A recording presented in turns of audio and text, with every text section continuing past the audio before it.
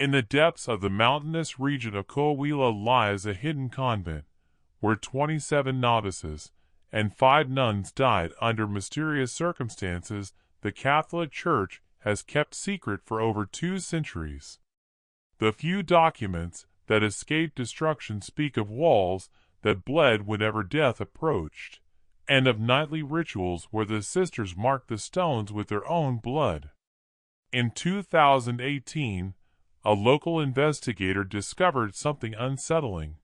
When scraping away the plaster that covered the original walls, he uncovered inscriptions in ancient Latin and stains that, according to preliminary forensic tests, contained human blood that had seeped deep into the limestone. What I am about to reveal has never been told publicly. It explains why the ecclesiastical authorities sealed this convent and erased its existence from official records. Before we continue with this disturbing story, I want to invite you to become part of our circle of seekers of hidden truths. Subscribe now, ring the bell, and tell me in the comments from which country or city you're listening to these forbidden revelations. Music. At the end of the 17th century, Coahuila was a land of sharp contrasts. Jagged mountains and arid valleys created a landscape both beautiful and merciless, where Catholic faith intertwined with ancient indigenous beliefs that were never fully eradicated. The small mountain town of San Bernardo, founded by Spanish settlers in 1723, stood out for its fervent devotion. Life revolved around the local church and, above all, around the Convent of Santa María de los Dolores, an imposing gray stone structure built on the mountainside. The convent wasn't particularly large, but its Gothic architecture made it stand out against the desert horizon.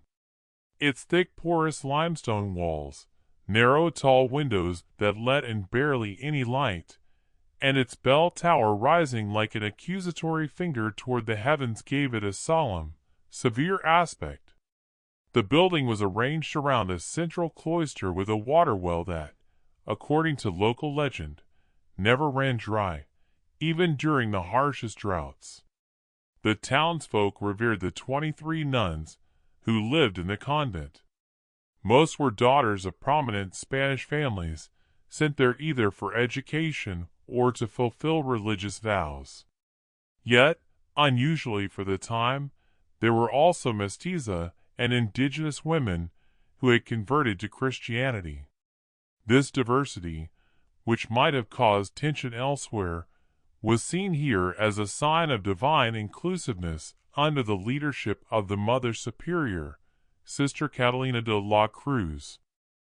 Sister Catalina was a woman of about 50 years, of Spanish descent but born in New Spain. Tall and slender, with piercing black eyes and thin lips that rarely smiled, she carried herself with an authority forged from equal parts severity and charisma. She had arrived at the convent 20 years earlier, after serving as a missionary among remote indigenous communities. It was said she spoke 4 native languages in addition to Spanish and Latin, and that she possessed extraordinary knowledge of medicine. Her reputation as a healer extended far beyond the town, drawing the sick from distant places. Among the novices, one stood out, María Dolores. She was a 17-year-old girl, the daughter of a wealthy Spanish miner and an indigenous woman. Her beauty was striking: bronze-toned skin, large amber eyes, and black hair that had once reached her waist before it was cut upon entering the convent. María Dolores had joined voluntarily, against her father's wishes, for he intended to marry her off to a military officer. She claimed to have had visions of the Virgin Mary urging her to dedicate her life to God. Her devotion was intense but also questioning, a quality that would soon place her in direct conflict with the convent's hidden practices. The town of San Bernardo thrived modestly thanks to a small silver mine and wool trade. Its people were mostly peasants and artisans, who led simple lives marked by hard work and unwavering faith. The region's extreme climate, with scorching summers and freezing winters, had forged resilient characters who saw such hardships as divine trials to be overcome. Sunday Mass at the convent's church was a major social event, gathering the entire community. Father Geronimo, a burly 60-year-old with a thick white beard, presided over the services. His booming voice seemed to make the stones of the altar tremble. He remained unaware of the nocturnal activities behind the convent's closed doors, though he occasionally voiced concern over certain devotional practices he considered excessive. The convent was admired for its exquisite embroidery, preserved fruits, and especially its herbal remedies, prepared from recipes Sister Catalina guarded closely in a black leather book she carried everywhere. The building also housed one of the few libraries in the region, containing volumes brought from Spain as well as manuscripts written by the nuns themselves on local flora and fauna. Yet what no one outside the convent knew was that behind this facade of piety and normalcy lay a secret sisterhood within the order, a circle led by Sister Catalina that blended Catholic rites with pre-Hispanic beliefs in pursuit of a protection far stronger than ordinary prayers could grant. Everything changed on the night of May 17, 1782. That night, on May 17, 1782, an unusual storm struck the region. Lightning tore across the sky, turning night into day, while thunder shook the thick walls of the convent. The nuns had already retired to their cells after evening prayers, but not all were asleep. In the underground chapel, accessible only through a narrow staircase hidden behind the confessional, 7 nuns had gathered under the guidance of Sister Catalina. Among them was Sister Inez, the eldest after the Mother Superior, a Basque woman with visible scars on her hands, Sister Teresa, the strict mistress of novices, and 4 more sisters, each with over a decade within the convent. The underground chapel was a small, stark chamber. At its center stood a stone altar lit by 12 black candles. Unlike the rest of the convent, its walls were bare limestone, marred by dark stains forming strange patterns. Presiding over the ceremony was a carved wooden crucifix, older than the convent itself, blending European and indigenous motifs. María Dolores, who had noticed strange behaviors and nocturnal gatherings since her arrival 6 months earlier, decided that night to follow Sister Teresa. Her heart pounding violently in her chest, she slipped through the shadows into the confessional and found the hidden entrance. Carefully, she descended the worn stone steps, guided by the faint glow of candles and the murmurs of voices chanting in a mix of Latin and an indigenous tongue she did not recognize. What she witnessed froze her with horror. The 7 nuns, sleeves rolled up, cut their wrists and forearms with small ceremonial obsidian knives. The blood that flowed was not allowed to spill on the ground. It was collected in small clay bowls. At the altar, Sister Catalina mixed the blood with dried herbs and what looked like ashes, reciting loudly, Asterisk sanguis noster, muro sanctificat. Sanguis noster, malum repellit. Sanguis noster vitam protegit. Asterisk. Our blood sanctifies the walls. Our blood repels evil. Our blood protects life. Each nun then dipped her fingers into the mixture and traced symbols on the walls, crosses, circles, spirals, and others María Dolores could not identify. Some looked like letters from an unknown alphabet, others like constellations. Suddenly, a violent thunderclap shook the convent, dislodging a stone from the ceiling that crashed to the floor. The nuns turned as one toward the staircase, and saw the terrified novice. A tense silence filled the room, broken only by the calm yet unyielding voice of Sister Catalina. "My child, you have witnessed our sacred secret. Now you must decide, join us or face the consequences of your curiosity." Maria Dolores trembled and took a step back. This is heresy, Mother. It is self-mutilation. The Church forbids it." Sister Catalina smiled with a mix of compassion and menace. "What Rome does not understand, my child, is that here, in these mountains, stone walls alone cannot keep out the evil that prowls. Our sacrifice, our blood, creates a seal that protects not only us, but the entire village." The novice looked around at the dark stains on the walls, some ancient, others still wet. "How long have you been doing this?" she asked. "Since the convent was built," answered Sister Ines.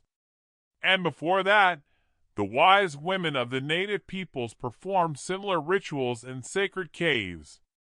Blood is life, Maria Dolores. Blood willingly given is the strongest shield against darkness." A flash of lightning lit up Maria Dolores's pale but determined face. "I will not take part in this. And if you do not let me leave, I will tell Father Geronimo everything." The nuns exchanged worried glances, but Sister Catalina remained calm. "No one is holding you back, daughter. You may go. But tonight reflect. Touch the walls of your cell. Feel the protection they've given you without your knowledge. Tomorrow we shall speak again." Heart racing, Maria Dolores fled up the stairs, torn between confusion and fear. Were the sisters truly heretics, or practicing a deeper form of devotion? Should she warn the priest, or first try to understand what she had seen? In her cell, she pressed her hand against the whitewashed wall and felt a faint pulse, as if the stone itself were alive. Pulling back in fright, she noticed her fingertips stained with a reddish tint. The lime had worn away, revealing bare stone beneath, and what seemed to be a carved symbol. She held up her candle, and saw it clearly, a spiral surrounded by radial marks, just like those she had seen the nuns paint in blood below. That night, as the storm raged on, Maria Dolores could not sleep. She thought she heard whispers coming from the walls, dozens of voices praying in different tongues. And when a brilliant flash of lightning illuminated her cell, she swore she saw a drop of dark red liquid slide down the wall, absorbed by the porous stone. By dawn, with the convent bells summoning the first prayer, Maria Dolores had made her decision. A choice that would change forever the fate of Santa Maria de los Dolores. The morning after the storm dawned with an unnatural clarity. The air seemed scrubbed clean, every object outlined with painful sharpness. Exhausted, with dark circles under her eyes yet determination set in her young face, Maria Dolores went straight to the office of the Mother Superior after morning Massachusetts Sister Catalina was already waiting, as if she had anticipated the visit. On the heavy oak desk before her lay the black leather book she always carried, open to a page filled with drawings of the same strange symbols that adorned the chapel walls. "You've come to give me your answer," said the Mother Superior, not as a question, but as a statement. "I will not take part in your rituals, Mother," Maria Dolores replied, her voice firm though respectful. "But neither will I denounce you, at least not yet. I want to understand. I need to know why you believe this is necessary, and why you think God would approve of such a practice." A faint smile flickered across Sister Catalina's lips, as if the novice's answer confirmed something she already knew. Rising, she closed the heavy wooden door and returned to her seat. "What I am about to tell you," she said, "has been passed down from Mother Superior to Mother Superior since this convent's founding. Before these walls were raised, there was a massacre here. A Spanish detachment, led by a particularly cruel captain, slaughtered an indigenous village that refused conversion. Women, children, the elderly, none were spared. The earth here was soaked in blood." Maria Dolores went pale. "And they built a convent over a massacre site? It was the crown's and the church's way," Catalina replied gravely, "to consecrate the land, to purify conquest with faith. But they did not know this place was already sacred to the natives. Here the veil between worlds was thinner. The bloodshed tore open a door that should never have been opened." She turned the pages of her book to a drawing of the convent surrounded by dark emanations. "The first Mother Superior, Sister Augustina, began to notice strange things within a year. Shadows moving on their own, voices whispering in empty corridors, sisters waking with unexplained scratches. Children in the town fell mysteriously ill, cattle died without reason, crops withered. Sister Augustina sought counsel from an old indigenous woman who had survived the massacre and converted, at least outwardly. Her name was Itzel. She revealed that the souls of the slaughtered could not rest, and darker forces were feeding on their pain to enter our world." Maria Dolores listened with a mixture of skepticism and dread. "And the solution was to spill more blood?" "Not just any blood," Sister Catalina corrected. "Blood given freely, with devotion and purpose. Blood that seals rather than opens. Itzel taught Sister Augustina rituals of protection, adapted to include Christian elements, the blood of the faithful, mixed with sacred herbs and the ashes of blessed palms, traced in symbols upon the porous stone that absorbs and retains the power of sacrifice. And it worked. The phenomena ceased. The town prospered. For nearly 6 decades, peace reigned in San Bernardo." She stood and gazed out the window toward the valley below. "But 20 years ago, when I arrived, I found the practice abandoned. My predecessor, Mother Antonia, dismissed it as needless superstition. The consequences came swiftly. 3 girls vanished in the forest. Their bodies were found days later with no wounds, only faces frozen in absolute terror. Then came the great drought of 1763, the worst in a century. Then the fever outbreak that killed 1/3 of the town.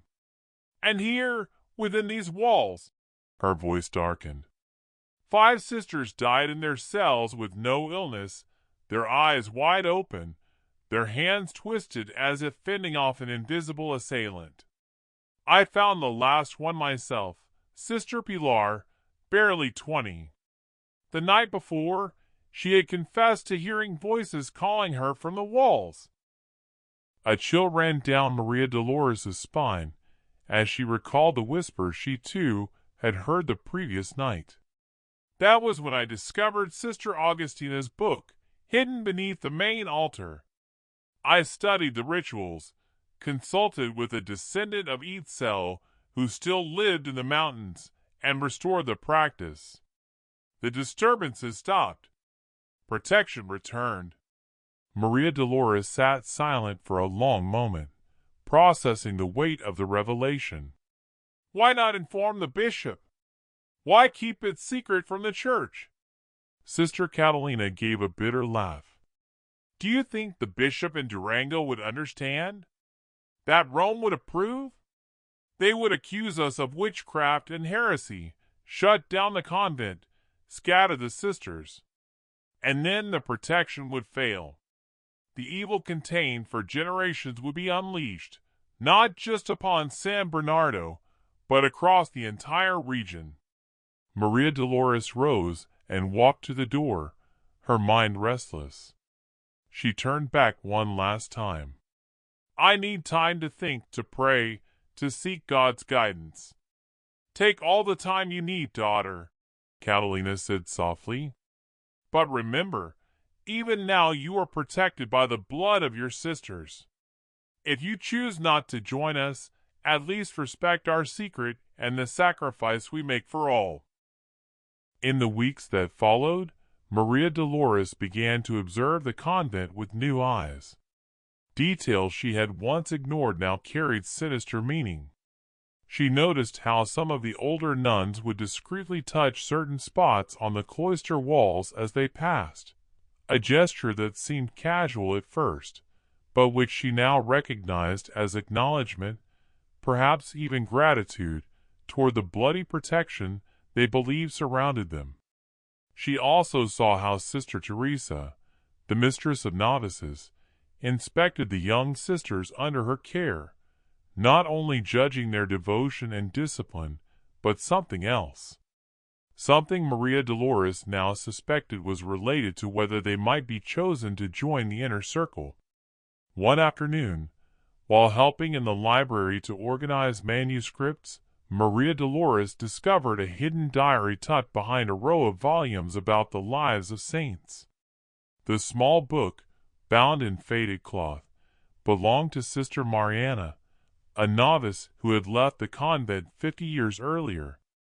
The yellowed pages revealed that Mariana had also uncovered this secret ritual. Unlike Maria Dolores, however, she had chosen to denounce it. April 20th, 1732. I have written to the bishop, informing him of the heretical practices occurring here. May God forgive me if I betray my sisters, but I cannot allow this abomination to continue. Blood must not be used this way. It is a perversion of the Eucharist, a pact with dark forces disguised as devotion.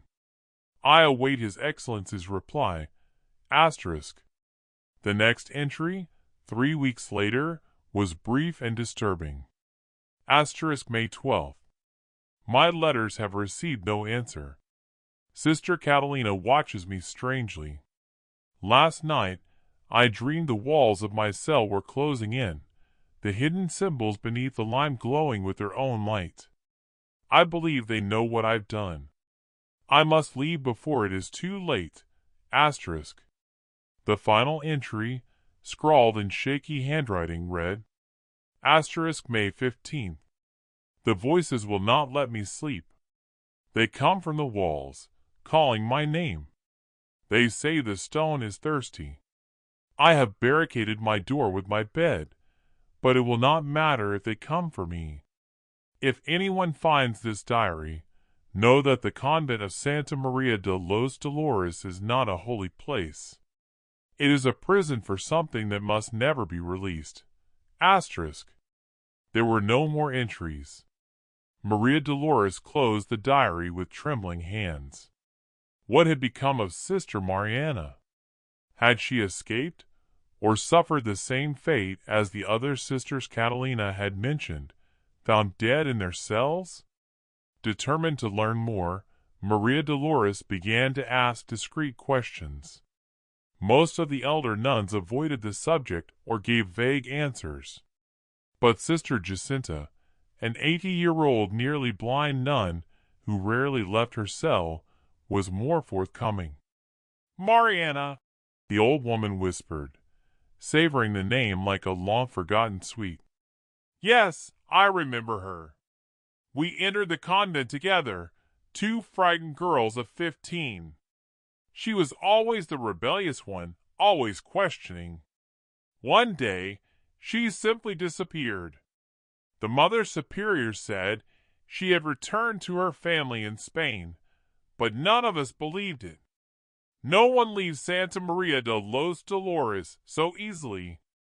What do you mean, sister? Maria Dolores asked, her voice barely audible. The frail nun leaned forward, her wrinkled face tightening with both fear and complicity. The walls, child. The walls remember those who reject them. A chill ran down Maria Dolores' spine. The walls? Do you mean the symbols? The blood? The old woman nodded slowly. You've seen it, haven't you? They have shown you, or you discovered it yourself, like Mariana. Take care, child. Don't repeat her mistake. This convent protects the outside world as much as it protects itself. Some doors must remain closed. What truly happened to Mariana? Sister Jacinta released her wrist and sank back, suddenly looking smaller, more fragile. The night before she vanished, there were screams, horrible screams that came from everywhere and nowhere. At dawn, her cell was empty, but on one of the walls there was a stain that seemed to pulse, expanding and contracting, as if it breathed. The air in the small cell felt heavy, suffocating. You're saying the walls took her? I'm saying there is balance, child. Blood willingly given protects. Blood denied creates a debt that must be paid. That is all I know. With that, the old nun closed her eyes, ending the conversation. That night, Maria Dolores could not sleep. Sister Jacinta's words and Mariana's diary entries swirled in her mind, painting ever darker scenarios. Could it be true? Could the convent walls somehow be alive, infused with a presence born from centuries of sacrifice? Near midnight, unable to endure the oppressive air of her cell, Maria Dolores slipped into the main chapel to pray. Crossing the deserted cloister, lit only by the pale glow of the full moon, she noticed something unsettling on one of the columns, a dark liquid seeping slowly from the stone. It formed drops that didn't fall to the ground, but were instead reabsorbed into the porous surface. Both fascinated and horrified, Maria Dolores stepped closer. The liquid was unmistakably fresh blood. Trembling, she reached out to touch it, when footsteps echoed behind her. She quickly hid behind another column and watched as Sister Teresa walked purposefully toward the underground chapel. Keeping her distance, Maria Dolores followed. This time, there was no ritual in progress. Only Sister Teresa, kneeling before the altar, speaking in a low but fervent voice. She has been restless, asking questions, looking where she should not. I fear she will follow Mariana's path. We need your guidance, your protection. A silence followed. Then, to Maria Dolores' horror, there came a reply. Not a human voice, but a sound like stone grinding against stone, like thick liquid dripping, forming words just barely comprehensible. Bring her, or let us take her. Sister Teresa bowed her head. We will try to convince her once more.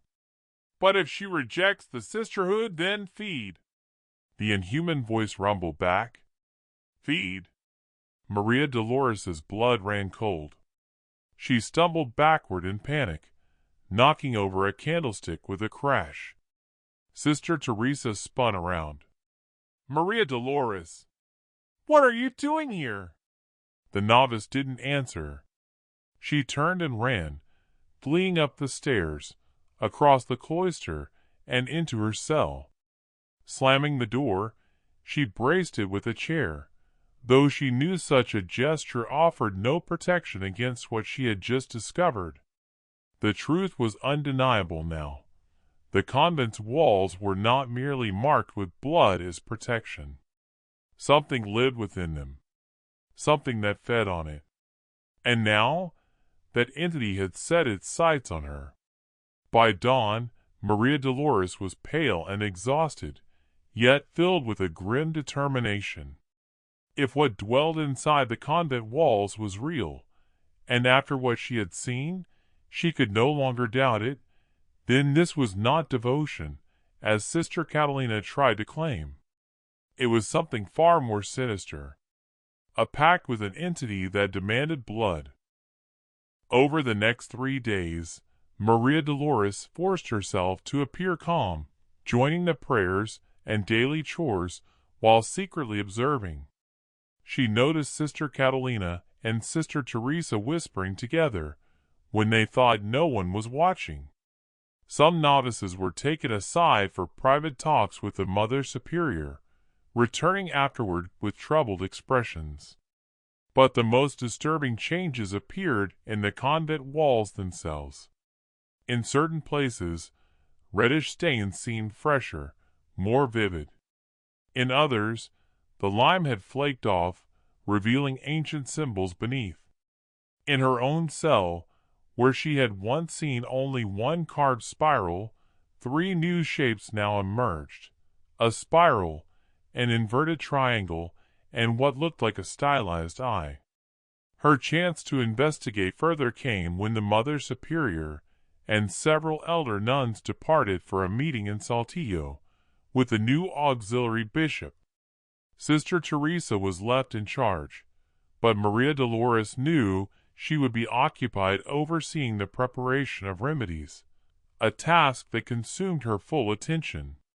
With her heart racing, Maria Dolores slipped into Sister Catalina's office. The door was locked, but weeks earlier she had noticed where the spare key was kept, hidden behind a portrait of Saint Teresa of Avila. Inside, she went straight to the desk where the black leather book was usually kept. It wasn't there. Frantic, she searched drawers and shelves until she found a loose board in the floor concealing a secret compartment. The book was heavier than she remembered. With trembling hands, she opened it and flipped through pages filled with notes in different handwriting, some in Spanish, some in Latin, others in Nahuatl. Diagrams of the symbols on the walls, detailed instructions for mixing blood with herbs, descriptions of the rituals. Then she found a passage written by the convent's first Mother Superior, Sister Augustina. It chilled her blood. I can no longer deceive myself or the sisters entrusted to me. What dwells within these walls is no divine guardian, but something far older and hungrier. Itzel lied to me, or perhaps she herself was deceived by her people's legends. We began these rituals believing we were sealing a door, protecting against outside forces. Now I see we have been feeding what was already here, something awakened by the massacre, growing stronger with our blood. I have tried to stop the rituals, but the consequences are immediate and terrible. The voices in the walls will not cease. 3 sisters are already dead, their bodies found fused to the stone, as if partly absorbed by it. We have no choice. We must continue to feed the one who dwells in the walls, or it will consume us all. Maria Dolores slammed the book shut, horrified. Everything was a lie. Generations of nuns had not been protecting the convent and the village.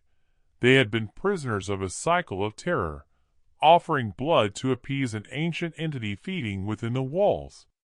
She quickly returned the book to its hiding place, just as voices sounded in the hallway. Terrified, she hid behind a heavy wardrobe. Sister Teresa and Sister Ines entered. "The marks are spreading to the refectory now," Teresa whispered. "I've never seen anything like it." "It's because of the girl," Ines replied gravely. "Maria Dolores. The entity wants her. She refused to join willingly, so now it is claiming her. But why her? Other novices have declined before. I don't know. Perhaps because she discovered the truth on her own. Perhaps because of her mixed blood, Spanish and indigenous. Or simply because it can. The one in the walls needs no reason. It only needs blood. What will we do when the Mother Superior returns?" A pause. Then Ines answered, her tone cold. What we have always done when someone threatens the balance. You remember Sister Mariana? Teresa gasped. But that was different. She tried to expose us. She wrote to the bishop. And Maria Dolores will do the same if we let her. No, sister, the decision is made. Tonight, during Compline, while all gather in the chapel, you and I will ensure she is led into the underground chapel. The rest, her voice faltered, the rest will be done by the entity. The two nuns left, leaving Maria Dolores paralyzed with terror behind the wardrobe. They were going to sacrifice her. That night, Maria Dolores could hardly contain her panic during prayers. Every word of the psalm sounded hollow, every face around her masked with forced serenity. She knew that once Compline ended, Sister Teresa and Sister Ines would lead her to the underground chapel. She had to escape before then. After the service, instead of returning to her cell, she slipped away through the library corridor and down toward the service patio where supplies were delivered. There was a small postern gate in the outer wall, rarely used and secured only with a simple wooden bolt. Her hands trembled as she tried to unfasten it in the dark. But before she could open the gate, a voice whispered behind her, "Child, you cannot leave that way." She spun around, heart in her throat. From the shadows emerged the frail figure of Sister Jacinta, leaning heavily on her cane. "Sister, please help me. They want to sacrifice me." The old nun nodded slowly, her cloudy eyes filled with sorrow. "Yes, I know. I have heard them plotting. I told you before, the walls want you. Then I must leave. I cannot stay here another night." Jacinta placed a shaking hand on hers. "The one in the walls will not let you go so easily. It has marked you. But there may be a way, an old way, older than this convent. Come with me." Guided by moonlight, she led Maria Dolores through a series of storage rooms until they reached a narrow stairway spiraling down into the earth. At the bottom was a forgotten crypt, its air heavy with dust, its walls lined with ancient stones unlike those of the convent above. "This was here before the convent was built," Jacinta whispered. "It was once an indigenous shrine. They said the earth itself breathed here. When the Spaniards razed the convent, they sealed it off, but some of us knew it remained. You dare to enter." In the center stood a cracked stone altar covered with strange carvings. Jacinta handed Maria Dolores a small pouch. Inside were herbs, obsidian flakes, and a crude figurine carved from bone. "It was given to me long ago by one of Eitzel's descendants," the old nun said. "She claimed it was the only thing that could weaken the presence in the walls. Burn the herbs, place the figurine on the altar, and spill a drop of your blood, not in devotion, but in defiance. Do this, and the bond may be broken. But beware, if you fail, the entity will consume you completely." Maria Dolores' hand shook as she took the pouch. "Why are you helping me, sister?" Jacinta's voice cracked with age and sorrow. "Because I should have helped Mariana, and I was too afraid. I will not make that mistake again. Now go, child, before they find you." With tears in her eyes, Maria Dolores embraced the frail nun, then hurried back through the shadows toward her cell, clutching the pouch like a lifeline. That night, as the convent bells tolled midnight, she prepared herself for the most dangerous act of her life. At midnight, Maria Dolores returned to the crypt, clutching the pouch Sister Jacinta had given her. The convent above was silent, save for the occasional creak of wood and the distant howl of wind against the mountains. Kneeling before the cracked altar, She arranged the herbs into a small pile, placed the bone figurine at the center, and struck a flint to spark a flame. Smoke filled the chamber, acrid and pungent, stinging her eyes. With trembling fingers, she pricked her finger on an obsidian shard and let a single drop of blood fall onto the figurine. At once, the walls of the crypt seemed to exhale. A low vibration pulsed through the stone, and the smoke thickened, swirling unnaturally as if alive. Then came the voice. Not whispered, not muffled, but resounding, filling the entire crypt like 1,000 mouths speaking at once. "You dare deny us?" Maria Dolores fell to her knees, clutching the pouch to her chest. "You are no guardian. You are a parasite, feeding on centuries of sacrifice. Tonight I break your hold." The walls rippled like flesh. Dark stains spread outward, forming grotesque shapes. From the stone faces emerged, faces twisted in agony, mouths open in silent screams. The bone figurine cracked, spilling ash onto the altar. The smoke flared into a column of red light that rose to the ceiling, striking the carved symbols etched into the walls. "We were given blood for generations. You cannot take it back. We are the walls. We are the stone. We are eternal." Maria Dolores pressed her bleeding hand against the altar, smearing blood across the carvings. "Then take mine as rebellion, not devotion."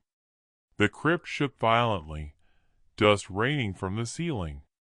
From the walls came a deafening wail, thousands of voices shrieking in rage.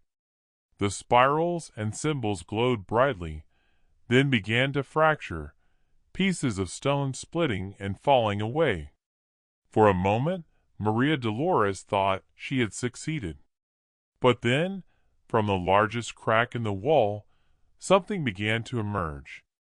A hand, pale, elongated, its fingers like roots of a tree, slid out from the stone. Then another.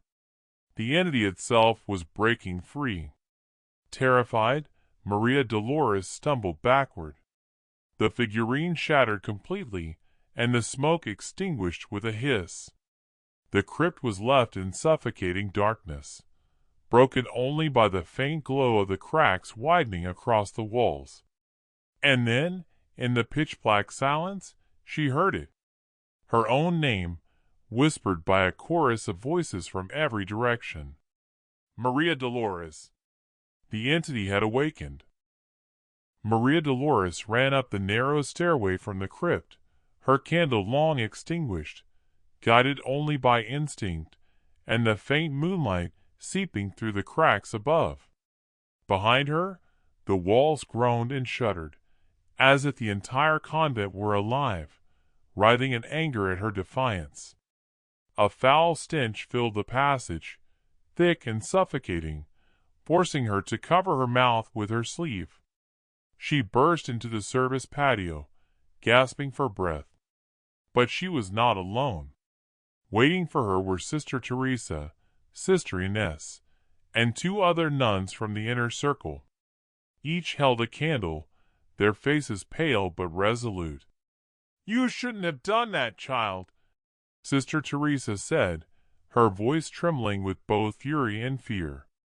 "You've weakened the seal. Now it will demand more blood than ever." Maria Dolores backed away, clutching the pouch as if it were still a weapon.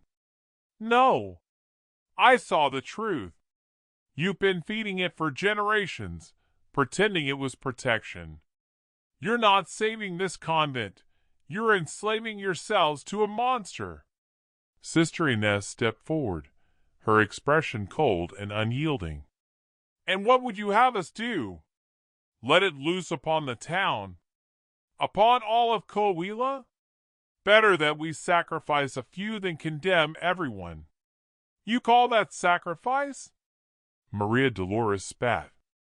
"It is murder dressed in prayers." The ground trembled beneath their feet. From the cloister came a loud cracking sound, as though stone was splitting apart. A chorus of wails echoed through the halls. The nuns exchanged panicked glances. Teresa whispered, "It's waking! The girl has awakened it fully!" Inez's eyes blazed. "Then there is only one option. Give her to the walls now, before it consumes us all." The two younger nuns moved forward, arms outstretched to seize her. But before they could, a new voice rang out, weak, cracked, yet firm. "Enough!" From the shadows stepped Sister Jacinta, leaning on her cane, her frail body trembling, but her eyes filled with fire. "You will not touch her," she declared. "Not while I still breathe." Teresa's face twisted with anguish. "Jacinta, please step aside. You know what must be done." The old nun shook her head. "What must be done is to end this curse, not to feed it further. I have lived my whole life in fear of these walls, and I will not let another innocent be devoured." Inez hissed, her patience shattering. "Then you will share her fate." She lunged forward, but at that moment the ground split with a deafening roar. A fissure tore through the patio, sending the nuns stumbling. From the crack seeped a red glow, accompanied by a scream that was not human. The entity was no longer content to stay hidden in the walls. It was breaking free. Amid the chaos, Sister Jacinta grasped María Dolores' hand. "Run, child! Run to the chapel!" Together, they fled into the darkness, the sound of collapsing stone and inhuman cries chasing them through the convent halls. María Dolores and Sister Jacinta stumbled into the main chapel, slamming the heavy wooden doors behind them. The vast hall was eerily lit by the moonlight filtering through the stained glass, casting distorted colors across the altar. For a brief moment, silence reigned. Then the walls themselves began to pulse, as though alive. Cracks spread across the stone, bleeding dark liquid that streamed down like tears. The carved crucifix above the altar groaned and splintered, its wood twisting as if resisting an unseen force. Jacinta fell to her knees, clutching her rosary. "It's too late," she whispered. "It's breaking free." "No!" María Dolores cried. "There must be a way to stop it." The floor trembled violently. From the fissures in the walls, shapes began to emerge, half-formed figures of the dead, their faces twisted in agony, hands reaching out as though begging for release. Their voices filled the chapel, hundreds speaking at once. "Blood! Give us blood!" The largest crack split open along the north wall, and from within, a monstrous form began to push outward. Its limbs were pale and root-like, its body shifting between stone and flesh, its eyes glowing with a sickly red light. María Dolores screamed a prayer. "Virgin Mary, protect us!" The entity roared, a sound that shook the very foundations of the chapel. Pews toppled, candles were snuffed out, and shards of glass rained down from the windows. In that moment, Sister Catalina and the other nuns burst into the chapel. Their faces reflected both terror and grim determination. "To the altar!" Catalina commanded. "We must bind it again." The nuns cut their arms without hesitation, letting blood flow into clay bowls. With practiced hands, they began to trace symbols across the floor, their voices rising in the forbidden chant. Asterisk sanguis noster, muro sanctificat. Sanguis noster, malum repellit, asterisk. But María Dolores cried out, her voice raw. "No! Don't feed it! That's what it wants!" Her words were drowned by the cacophony, the chanting nuns, the wailing dead, the entity's inhuman roar. The walls bulged outward as though they would burst. Sister Jacinta grasped Maria Dolores's arm with surprising strength. "Child, the altar. The altar is the key. That's where Sister Augustina hid her book, and where this thing's bond is strongest. Destroy it." With no time to think, Maria Dolores rushed toward the main altar. The crucifix above it snapped and crashed to the ground, nearly striking her. She climbed the steps, grabbed a heavy brass candlestick, and with all her strength brought it down on the altar stone surface. The blow echoed like thunder. Cracks spread across the altar, light seeping out from within, an unnatural, blood-red glow. The entity shrieked, its form recoiling from the wall as though in pain. Maria Dolores struck again. And again. With each blow, the chapel shook harder, as if the entire convent were resisting. At last, the altar split apart, revealing a hollow cavity inside. Within lay Sister Augustina's original book, half turned to dust, and beneath it, a writhing mass of roots and flesh, pulsating with stolen blood. It was the heart of the entity. The nuns froze, their chanting faltering. Even Sister Catalina's face went pale. "Mother of God," she whispered. The pulsating mass inside the altar writhed like a living wound, veins glowing red beneath its fleshy surface. Every beat sent a shockwave through the chapel, rattling the windows and making the very air vibrate. Maria Dolores stared at it in horror. It was not stone, nor flesh, but something between, an ancient parasite fused into the very foundation of the convent. The entity's voice roared, no longer muffled by the walls, but echoing openly, shaking the hearts of all who heard it. "We are the blood of the land, the voices of the slain. You cannot destroy us." Sister Catalina, her face contorted with despair, cried out, "No! Don't touch it! Without it, the convent will fall, and with it the protection of San Bernardo." But Maria Dolores, her eyes blazing with defiance, lifted the brass candlestick high. "Then let it fall!" She brought it down with all her strength onto the writhing heart. The impact sent a fountain of black and red liquid spraying across the altar steps. The entity shrieked, a sound so piercing the stained glass windows shattered entirely, showering the chapel in shards. The heart split open, disgorging a torrent of blood that flooded the floor. From the walls came howls, not of rage now, but of anguish, of something dying after centuries of gluttony. The spectral faces dissolved, their twisted features softening into peace before fading away.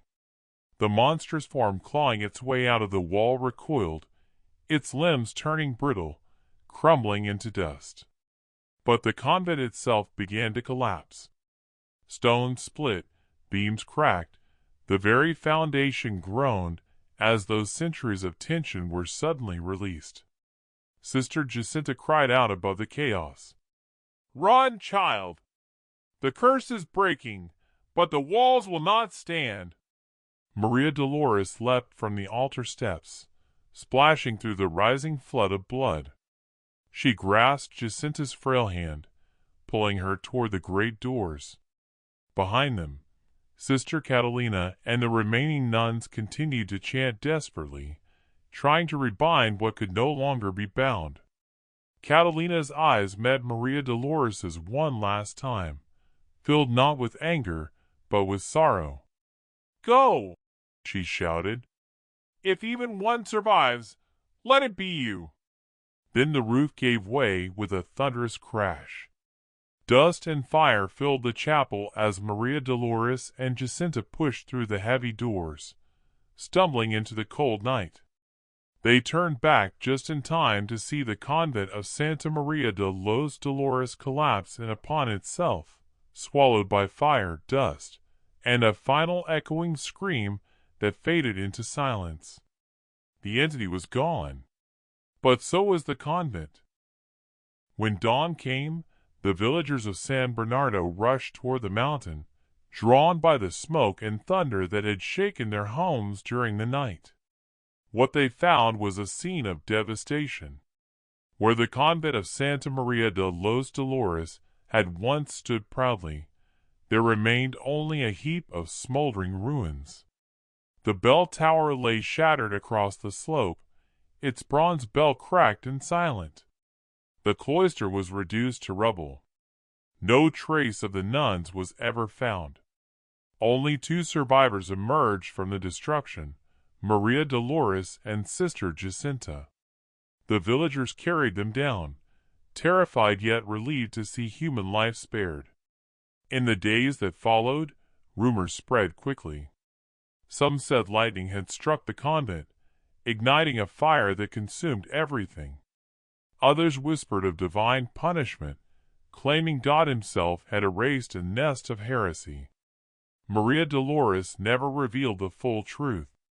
She told the villagers only that the convent had been cursed, and that its collapse freed the souls trapped within. Sister Jacinta, weakened and gravely ill from the ordeal, died a few weeks later. Her last words to María Dolores were, "You broke the chain, child. Never let them rebuild it. Promise me." And María Dolores promised. She left San Bernardo soon after, traveling first to Saltillo and then farther south. Records are unclear about her final fate. Some documents suggest she joined another convent under a different name. Others claim she married and started a family, leaving behind religious life. But in Coahuila, her legend persisted. Generations later, locals still speak of the night the walls of Santa María bled, and of the brave novice who defied the entity that fed within them.